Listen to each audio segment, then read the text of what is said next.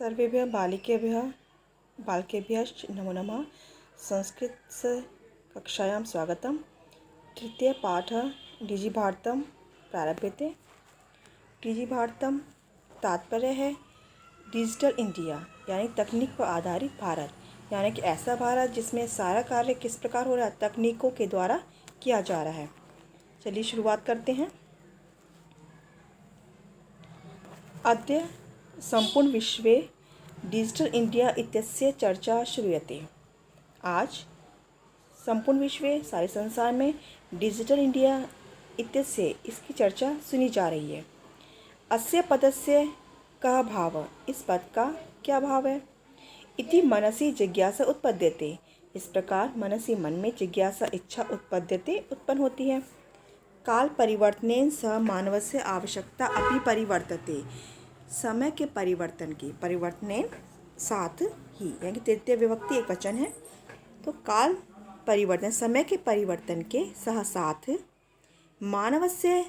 मानव का आवश्यकता भी परिवर्तते, यानी कि मानव की आवश्यकता भी बदलती है।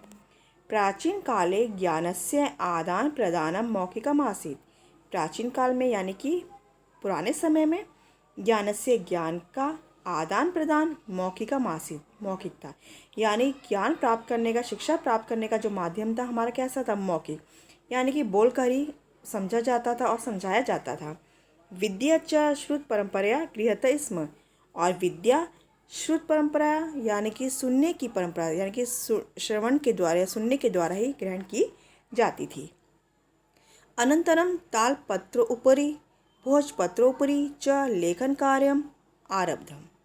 अनंतरम यानी कि इसके पश्चात तालपत्र यानी कि ताल जो वृक्ष होता है उसके पत्ते के ऊपर, भोजपत्र यानी कि भोजपत्र जो होता है हिमालय में पाया जाता है, इस प्रकार का जो पेड़ होता है उसके पत्तों के ऊपर लेखन कार्य यानी कि लिखने का कार्य आरंभ हुआ। यानी कि उस समय की बात है जब कागज़ का आविष्कार नहीं हुआ था, तो ताल के पत्तों पर, भोज के पत्रों पर लिखने का कार्य किया जाता था।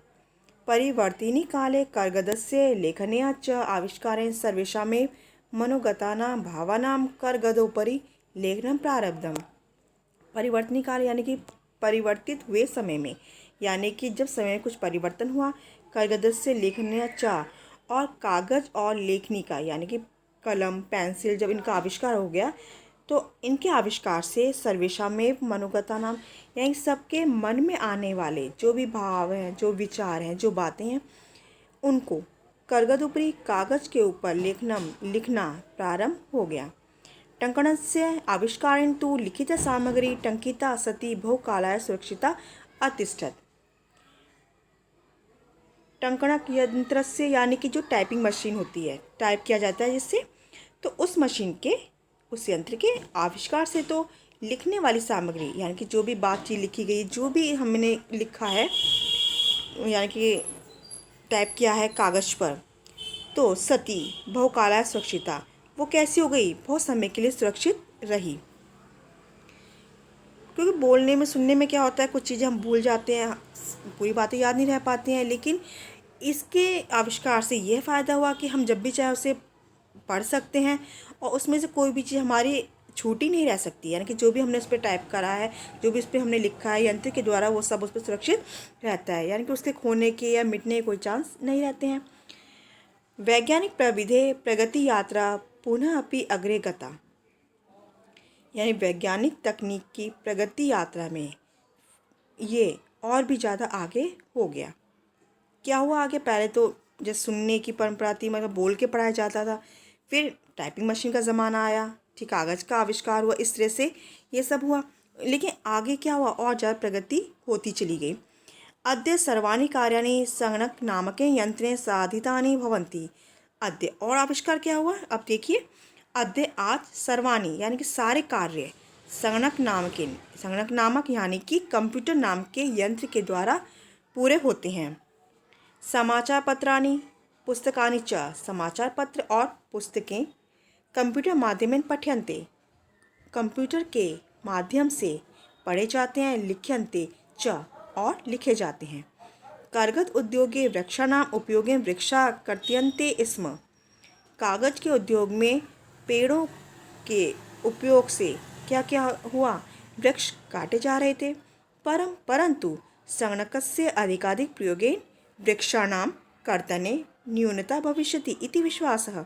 परंतु कंप्यूटर के यानी कि संगणक क्या, कंप्यूटर के अधिक प्रयोग से, जितना हम अधिक प्रयोग कर रहे हैं उससे क्या हो रहा है, वृक्षाणाम पेड़ों का कटना निश्चित ही क्या होगा, न्यूनतम भविष्यन्ति इति विश्वास है। ऐसा विश्वास है कि पेड़ों का कटना क्या हो जाएगा, बहुत कम हो जाएगा।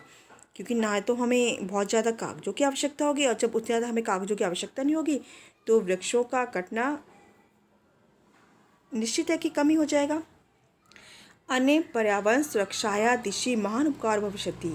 इससे किससे, इसी से जब पेड़ों का कटना कम हो जाएगा तो इससे पर्यावरण की सुरक्षा के दिशा में महान उपकार होगा।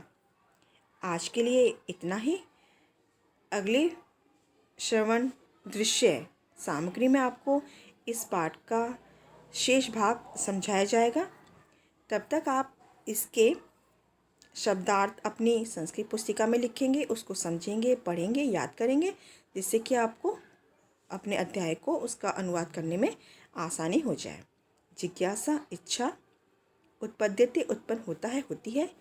परिवर्तिनी काले परिवर्तन के समय में, अनंतरम बाद में, करगदस्य कागज का, प्रविधि तकनीक विधि, चल दूरभाष यंत्रम मोबाइल फ़ोन, रेलयान यात्रा पत्रम रेल टिकट, वायुयान यात्रा पत्रम हवाई जहाज का टिकट, सौकर्णेन आसानी से सुगमता से संदर्श्य दिखलाकर चिकित्सालय अस्पताल वस्त्रपुटके जेब में द्रुतगत्या तीव्र गति से शुल्कम फीस। इसको आप लिख लेंगे और अध्याय को समझने की कोशिश करेंगे। धन्यवाद।